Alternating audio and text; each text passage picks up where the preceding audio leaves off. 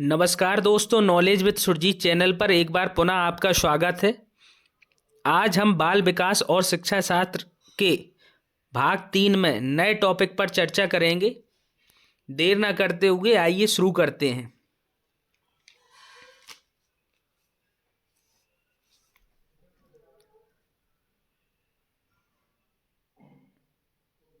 आज का टॉपिक है शिक्षा का व्यापक अर्थ। आज का क्या टॉपिक है दोस्तों? शिक्षा का व्यापक अर्थ। तो शिक्षा के व्यापक अर्थ में देखते हैं। व्यापक अर्थ में शिक्षा का तात्पर्य अनौपचारिक शिक्षा से है। किससे है दोस्तों? अनौपचारिक शिक्षा। अच्छा, ये बताइए अनौपचारिक शिक्षा क्या होता है? अनौपचारिक शिक्षा ऐसी शिक्षा होती है जो स्कूलों और विश्वविद्यालयों के बाहर दी जाती है। कहने का तात्पर्य ये है कि आप अनौपचारिक शिक्षा या अनौपचारिक अधिगम कहीं से और कभी भी प्राप्त कर सकते हैं। तो ये अनौपचारिक शिक्षा होती है। क्लियर दोस्तों? समझ में आया? अब आगे देखते हैं शिक्षा के व्यापक अर्थ में। इसमें मैकेंजी क्या कहते हैं? मैकेंजी के अनुसार व्यापक दृष्टि से शिक्षा जीवन पर्यंत चलने वाली प्रक्रिया है और जीवन के प्रत्येक अनुभव के द्वारा इसका विकास होता है। मैकेंजी कहते हैं कि ये ऐसी प्रक्रिया है जो पूरे जीवन चलती है, कभी खत्म नहीं होती। क्लियर दोस्तों? और प्रत्येक अनुभव के द्वारा इसका विकास होता है। अनुभव के द्वारा। अनुभव के द्वारा कैसे? जैसे उदाहरण के लिए, यदि कोई बालक है और उसे कोई ऐसी चीज दी जाए जिसका स्वाद कड़वा हो और उसे पता ना हो, तो जैसे ही बालक उस चीज को चखेगा तो उसे पता चल जाएगा कि ये इसका स्वाद कड़वा है। तो उसे अनुभव से प्राप्त हो पता चलेगा कि इसका स्वाद कड़वा है। उसे बताया तो नहीं गया। जैसे ही वो उस चीज को चखेगा तो उसे पता चल जाएगा कि इसका स्वाद कैसा है, कड़वा है। तो बालक फिर भविष्य में उस चीज को नहीं खाएगा। तो इसी प्रकार अनुभव के द्वारा इसका विकास होता है। ये मैकेंजी कहते हैं। आगे देखते हैं।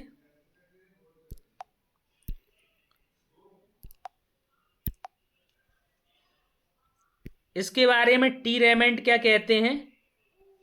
टी रेमंड के क्या विचार हैं? टी रेमंड के अनुसार शिक्षा विकास की उस प्रक्रिया का नाम है जिसमें मानव शैशवावस्था से लेकर प्रौढ़ावस्था तक गुजरता है। ऐसी प्रक्रिया जिसके द्वारा वह अपने भौतिक, सामाजिक तथा आध्यात्मिक वातावरण के साथ विभिन्न प्रकार से क्रमशः अनुकूलन करता है। ये टी रेमंड के विचार हैं। क्लियर दोस्तों? शैशवावस्था यानी कि जन्म से लेकर, जब बालक का जन्म होता है, जन्म के बाद, और प्रौढ़ावस्था तक यानी कि 18 वर्ष के बाद जो अवस्था आती है उसे प्रौढ़ावस्था कहते हैं। क्लियर? आगे देखते हैं।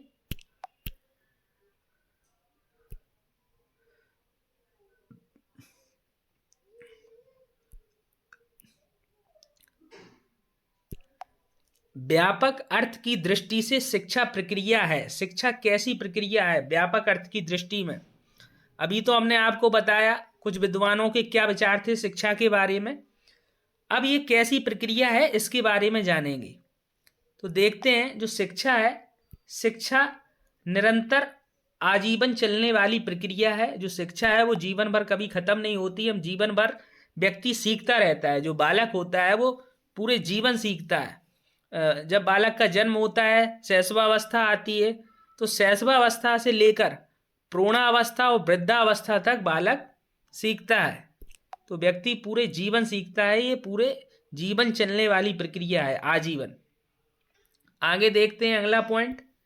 शिक्षा गत्यात्मक, गतिशील, प्रगतिशील एवं परिवर्तनशील प्रक्रिया। शिक्षा कैसी प्रक्रिया है? गत्यात्मक है, गतिशील है, प्रगतिशील है एवं परिवर्तनशील है। क्लियर दोस्तों? ये जो पॉइंट आपको बताए जा रहे हैं इनको आप नोट भी करते चलिएगा। परीक्षा में इसी तरह से पूछे जाते हैं। आपको पॉइंट दे दिए जाएंगे और आपसे पूछा जाएगा कि कौन सी प्रक्रिया शिक्षा से संबंधित है या नहीं है, इस तरह से। क्लियर दोस्तों, आगे देखते हैं। अगला पॉइंट है, इसमें बताया गया है कि शिक्षा विकासात्मक एवं सृजनशील प्रक्रिया है। इसे भी आप नोट कर लीजिए। आगे देखते हैं, शिक्षा अभिव्यक्ति की योग्यता है। अभिव्यक्ति यानी कि अपने विचारों को प्रकट करना, अपनी बात को कहना, अभिव्यक्ति। तो शिक्षा आएगी तो आप अपने विचारों को प्रकट कर पाएंगे। आगे देखते हैं 5 नंबर पर, शिक्षा अनुभूति की योग्यता है। क्लियर दोस्तों, आगे देखते हैं। इसमें बताया गया है कि शिक्षा समायोजन की योग्यता है। 7 नंबर पर, शिक्षा अनौपचारिक, औपचारिक एवं निरौपचारिक प्रक्रिया है। शिक्षा ज्ञान, चरित्र एवं व्यवहार परिमार्जन की प्रक्रिया है। तो इसमें आपने जाना कि शिक्षा कैसी प्रक्रिया है। क्लियर दोस्तों, आपको समझ में आया कि शिक्षा कैसी प्रक्रिया है। शिक्षा निरंतर आजीवन चलने वाली प्रक्रिया है। शिक्षा गत्यात्मक, गतिशील, प्रगतिशील, परिवर्तनशील प्रक्रिया है। शिक्षा विकासात्मक एवं सृजनशील प्रक्रिया है। शिक्षा अभिव्यक्ति की योग्यता है। शिक्षा अनुभूति की योग्यता है। शिक्षा समायोजन की योग्यता है। इसी प्रकार शिक्षा अनौपचारिक, औपचारिक एवं निरौपचारिक प्रक्रिया है। क्लियर दोस्तों, शिक्षा ज्ञान, चरित्र एवं व्यवहार परिमार्जन की प्रक्रिया है। और अब आगे देखते हैं। अब बात करेंगे, अगली हेडिंग है, अगला हेडिंग लगाइए, शिक्षा का संकुचित अर्थ। अच्छा, अभी आपने देखा शिक्षा का व्यापक अर्थ। व्यापक का मतलब होता है बृहद स्तर पर, बड़े स्तर पर। अब संकुचित अर्थ क्या होता है?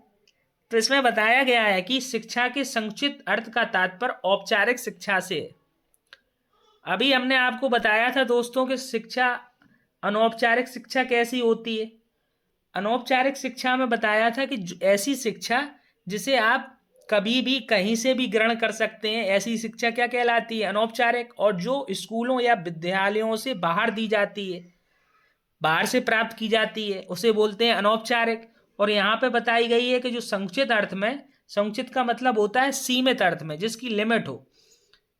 तो संकुचित अर्थ का तात्पर्य होता है औपचारिक शिक्षा। औपचारिक शिक्षा का मतलब ऐसी शिक्षा जो विद्यालयों से मिलती है। क्लियर दोस्तों, इसे हम कह सकते हैं कि जैसे निश्चित छात्रों को निश्चित पाठ्यक्रम का निश्चित अध्यापकों के द्वारा जो शिक्षण प्रदान किया जाता है तथा उसका निश्चित पद्धति के से मापन एवं मूल्यांकन किया जाता है, ऐसी शिक्षा क्या कहलाती है दोस्तों? औपचारिक शिक्षा कहलाती है। क्लियर? आप एक शब्द से समझ लीजिए कि ऐसी शिक्षा जो हमें विद्यालयी शिक्षा, विद्यालयों से मिलती है, ऐसी शिक्षा क्या कहलाती है? औपचारिक शिक्षा। आपका डाउट क्लियर हो गया होगा। औपचारिक शिक्षा के बारे में मैकेंजी का क्या विचार है वो भी देख लेते हैं। मैकेंजी कहते हैं, मैकेंजी के अनुसार संकुचित अर्थ में शिक्षा का अभिप्राय हमारी शक्तियों के विकास एवं उन्नति के लिए चेतना पूर्वक किए गए किसी भी प्रयास से हो सकता है। क्लियर दोस्तों, मैकेंजी क्या कहते हैं? शिक्षा का अभिप्राय या शिक्षा का तात्पर्य हमारी शक्तियों के विकास एवं उन्नति के लिए जो कार्य किए जाते हैं चेतना पूर्वक या कोई प्रयास किया गया, वो कोई भी प्रयास हो सकता है। क्लियर? इसके बाद आगे देखते हैं, शिक्षा से जुड़े कुछ महत्वपूर्ण बिंदुओं पर बात करेंगे। जो भी आपको इसमें बताया जा रहा है, पढ़ाया जा रहा है, आप उसे नोट करते चलिए। क्वेश्चन इन्हीं बिंदुओं से और जो आपको यहाँ इस वीडियो में बताया जा रहा है, इन्हीं बिंदुओं से आपके परीक्षा में प्रश्न बनेंगे, ये याद रखिएगा। और जो यहाँ पर पढ़ाया जाएगा, मैं एक बार फिर आपको विश्वास दिलाता हूँ कि जैसे आपको बाल विकास पढ़ाया जा रहा है, तो बाल विकास का पूरा कोर्स यहीं से कंप्लीट करा दिया जाएगा। इसमें आपको और कहीं से कुछ भी पढ़ने की आवश्यकता नहीं रह जाएगी।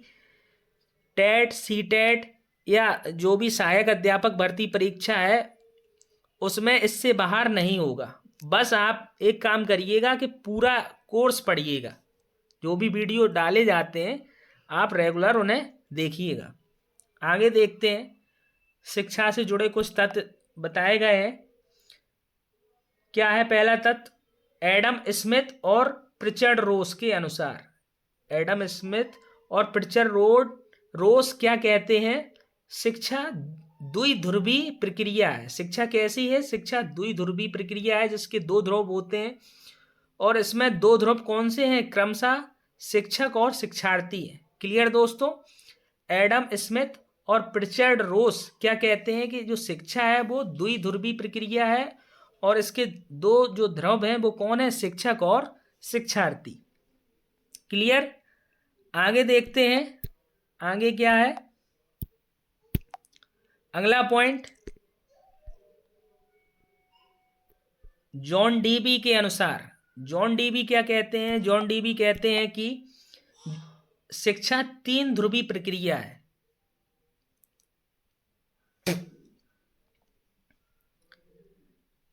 क्लियर दोस्तों? जॉन डीबी क्या कहते हैं? जॉन डीबी कहते हैं शिक्षा तीन ध्रुवी है। इनके तीन ध्रुव कौन कौन से हैं? इन्होंने किसे माना है तीन ध्रुव शिक्षा के? पहला शिक्षक, दूसरा शिक्षार्थी और तीसरा पाठ्यक्रम। इन तीनों को जॉन डीबी क्या मानते हैं? शिक्षा के ध्रुव। अगर प्रश्न आपसे इस तरह से पूछा जाएगा कि जॉन डीबी ने शिक्षा के कौन से तीन ध्रुव बताए हैं, तो यदि आपने पढ़ा होगा, आपको पता होगा, तो आप बता देंगे शिक्षक, शिक्षार्थी और पाठ्यक्रम। क्लियर दोस्तों?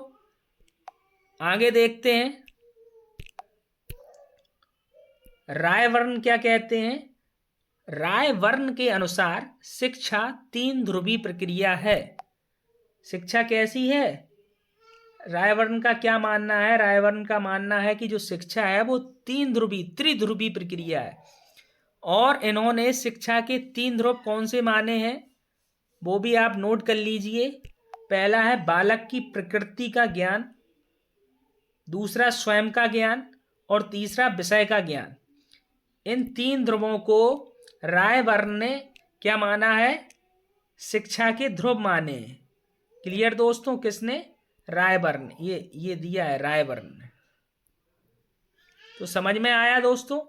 इसी प्रकार से क्वेश्चन आपसे पूछे जाएंगे और पूछे गए कि रायवर्न के अनुसार शिक्षा के तीन ध्रुव कौन से हैं, तो आपको दो ऑप्शन सही दे देगा या तीन ऑप्शन सही दे देगा, एक गलत कर देगा।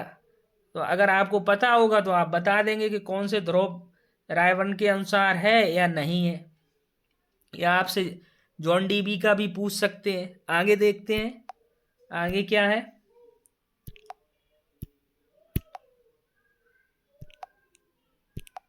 इसमें बताया गया है कि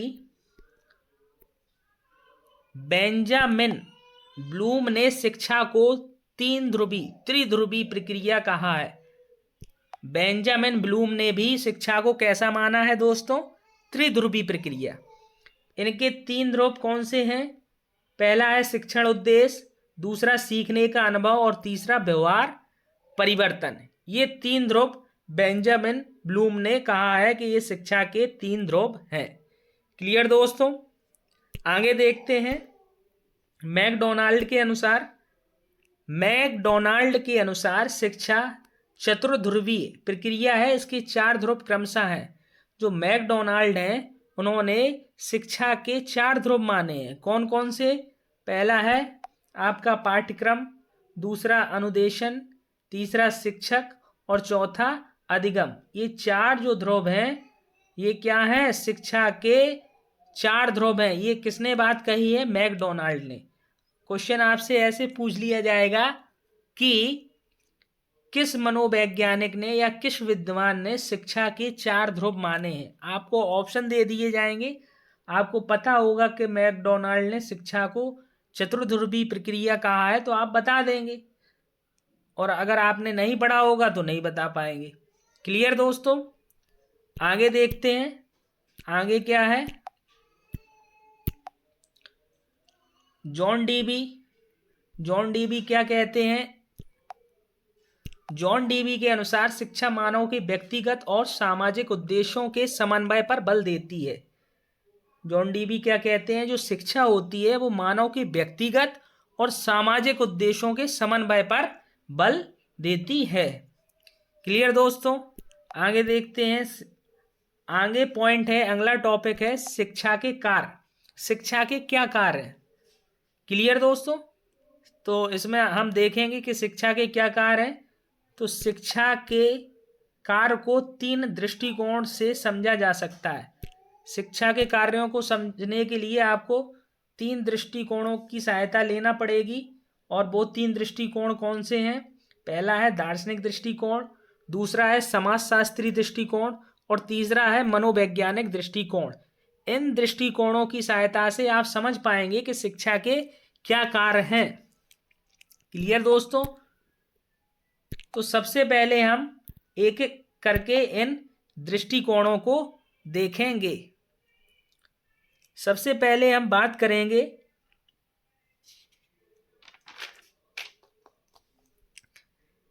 शिक्षा का दार्शनिक दृष्टिकोण। सबसे पहले हम किसकी बात करेंगे? शिक्षा का दार्शनिक दृष्टिकोण। शिक्षा का दार्शनिक दृष्टिकोण क्या है?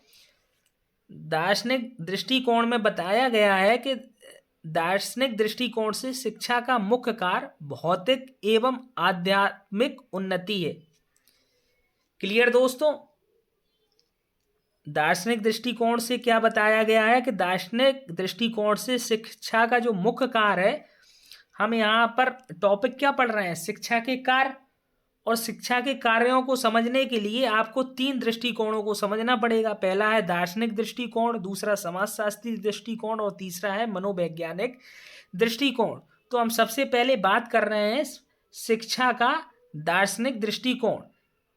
इसके हिसाब से क्या है, जो दार्शनिक दृष्टिकोण से शिक्षा का मुख्य कार्य भौतिक एवं आध्यात्मिक उन्नति है। चार्वाक को छोड़कर अधिकांश सभी जो भारतीय दार्शनिक हैं वो ये मानते हैं कि जीवन का लक्ष्य धर्म, अर्थ, काम और मोक्ष की प्राप्ति है। अधिकांश जो भारतीय दार्शनिक हैं उनका क्या मानना है दोस्तों कि जीवन का जो लक्ष्य है उसका लक्ष्य है धर्म, अर्थ, काम और मोक्ष की प्राप्ति। क्लियर? अच्छा, चार्वाक क्या कहते हैं? इन्होंने कहा चार्वाक को छोड़कर। तो चार्वाक क्या कहते हैं दोस्तों? चार्वाक के अनुसार देखते हैं इसमें। चार्वाक कहते हैं कि कामेव एकम पुरुषार्थ। कामेव एकम पुरुषार्थ यानी कि इसका मतलब है काम ही जीवन का एकमात्र लक्ष्य है। चार्वाक क्या कहते हैं? कामेव एकम पुरुषार्थ, काम ही जीवन का एकमात्र लक्ष्य है। क्लियर दोस्तों, आगे देखते हैं। वात्स्यायन क्या बोलते हैं? वात्स्यायन का कहना है कि वात्स्यायन ने भी 3 पुरुषार्थ माने हैं, धर्म, अर्थ और काम। क्या माने हैं? धर्म, अर्थ और काम। इनमें वे काम को प्रमुख पुरुषार्थ जबकि धर्म और अर्थ को गौण मानते हैं। क्लियर दोस्तों, यदि आपसे पूछ लिया जाए कि वात्स्यायन ने कितने पुरुषार्थ माने हैं शिक्षा के, तो जीवन का जो लक्ष्य है उसके लिए कितने पुरुषार्थ माने हैं, तो आप बताएंगे कि 3 पुरुषार्थ माने हैं। पहला है धर्म, दूसरा अर्थ और तीसरा काम। और इनमें सबसे जो प्रमुख है वो क्या है? काम। आगे देखते हैं, बात करते हैं कौटिल्य की। कौटिल्य कहते हैं कि कौटिल्य ने भी 3 पुरुषार्थ माना है, धर्म, अर्थ और काम। इसमें अर्थ को प्रमुख और काम व धर्म को गौण माना है। वात्स्यायन और कौटिल्य में अंतर क्या है? अंतर ये है दोस्तों कि जो वात्स्यायन है वो काम को प्रमुख मानते हैं, लेकिन कौटिल्य किसको प्रमुख मानते हैं तीनों पुरुषार्थ में? अर्थ को। क्लियर? क्वेश्चन आपसे इस तरह से पूछा जा सकता है कि अर्थ पुरुषार्थ को किसने प्रमुख माना है, तो उसमें आपको ऑप्शन दे दिए जाएंगे, तो आप बताएंगे कि कौटिल्य ने अर्थ पुरुषार्थ को प्रमुख माना है। यदि आपसे पूछ लिया जाए कि काम पुरुषार्थ को किसने प्रमुख माना है, तो आप बता देंगे कि वात्स्यायन ने काम पुरुषार्थ को प्रमुख माना है। क्लियर दोस्तों, आगे देखते हैं। आगे क्या है, अब हम बात करेंगे शिक्षा का जो समाजशास्त्री दृष्टिकोण है। अभी हमने बात की जो शिक्षा का दार्शनिक दृष्टिकोण है, शिक्षा का क्या कार्य है, ये जानने के लिए हमें तीन दृष्टिकोणों से देखना पड़ेगा, तीन दृष्टिकोणों को समझना पड़ेगा। उसमें से पहला था दार्शनिक दृष्टिकोण। अब बात करेंगे समाजशास्त्री दृष्टिकोण की। तो शिक्षा का जो समाजशास्त्री दृष्टिकोण है, इसका क्या मतलब है, तो इसे समझते हैं।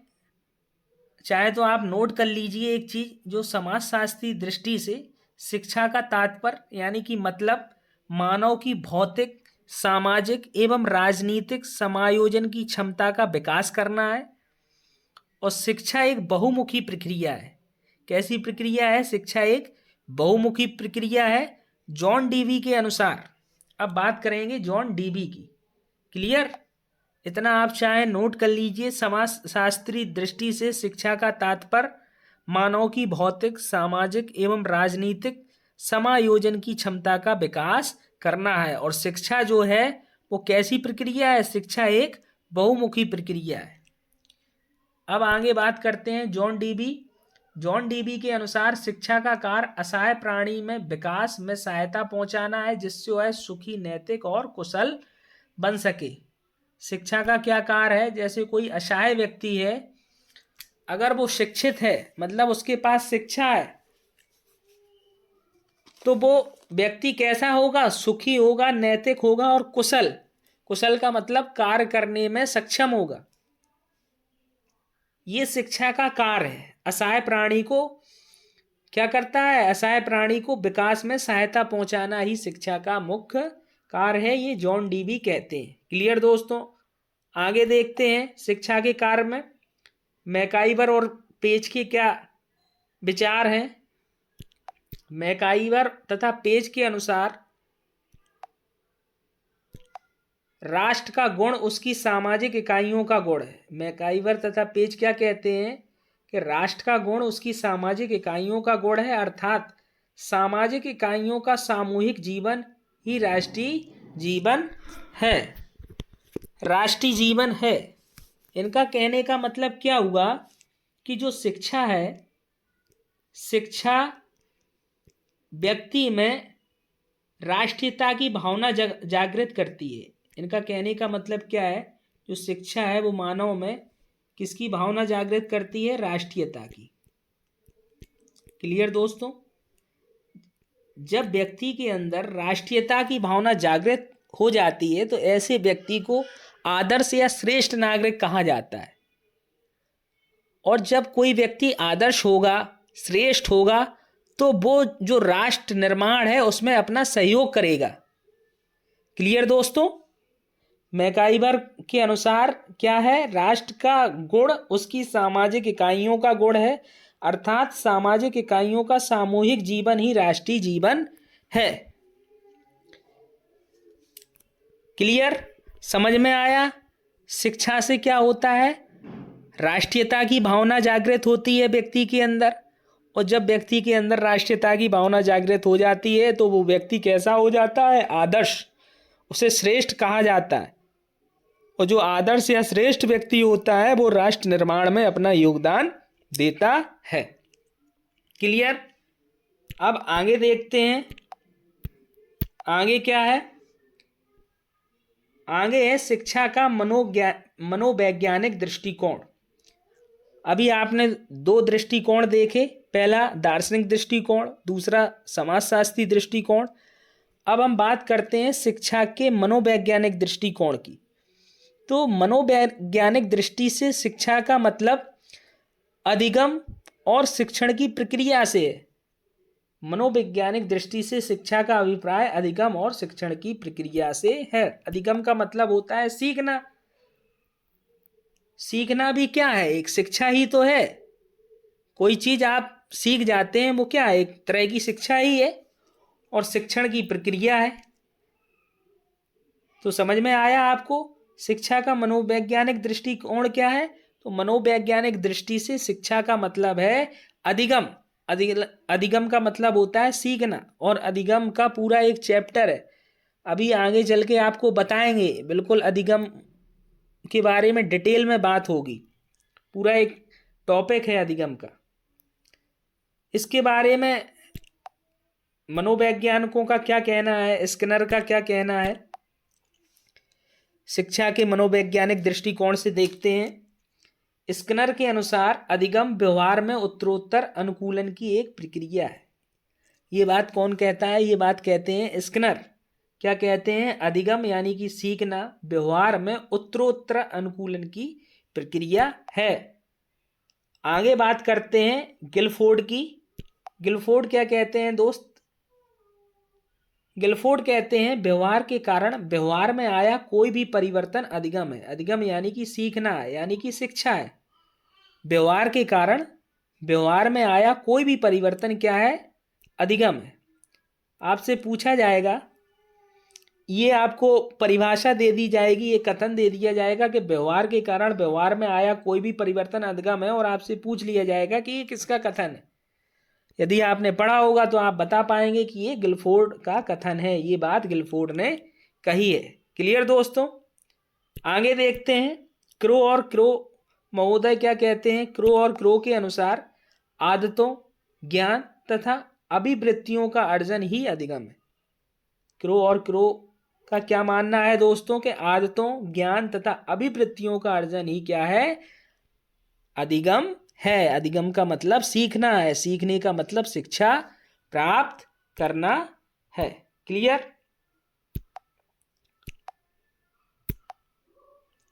तो ये था आज का टॉपिक। पहला टॉपिक क्या था? पहला टॉपिक था कि आपने शिक्षा का व्यापक अर्थ देखा और शिक्षा का संक्षिप्त अर्थ देखा। फिर उसके बाद हमने बात की कि शिक्षा के क्या कार्य हैं। शिक्षा के कार्य को समझने के लिए 3 दृष्टिकोणों की बात की गई। ठीक है दोस्तों, तो आपको समझ में आया? अच्छा, जो हमने ये शिक्षा के कार्य देखे और जो ये शिक्षा की परिभाषाएं देखी, जो ये कथन दिए गए, इससे क्या स्पष्ट होता है? ये आप हमें कमेंट करके बताइए, इससे क्या स्पष्ट है? जो ये विवेचना की गई, इनसे स्पष्ट है कि जो शिक्षा का उद्देश्य है वो मानव के व्यवहार का परिमार्जन अथवा परिष्करण करना है। क्या है? शिक्षा का उद्देश्य क्या है? मानव के व्यवहार का परिमार्जन तथा परिष्करण करना। अगर हम इसे कहें, इंग्लिश में कहें, ऐसे कह सकते हैं कि education is the modification of human behaviour. Okay दोस्तों, तो ये था आज का टॉपिक। कैसा लगा आपको आज का जो टॉपिक बताए गए हैं? मैं उम्मीद करता हूं कि आप लोगों को ये सब समझ में आया होगा। जिस किसी साथी को अगर कोई डाउट है तो वो आप लोग कमेंट करके पूछ सकते हैं।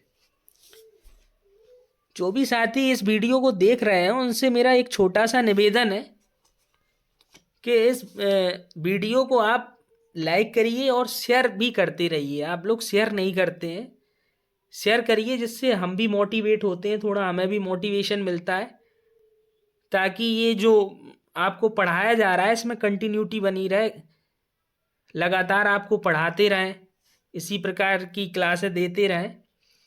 और अगर आपने चैनल को सब्सक्राइब नहीं किया तो सब्सक्राइब भी कर लीजिए।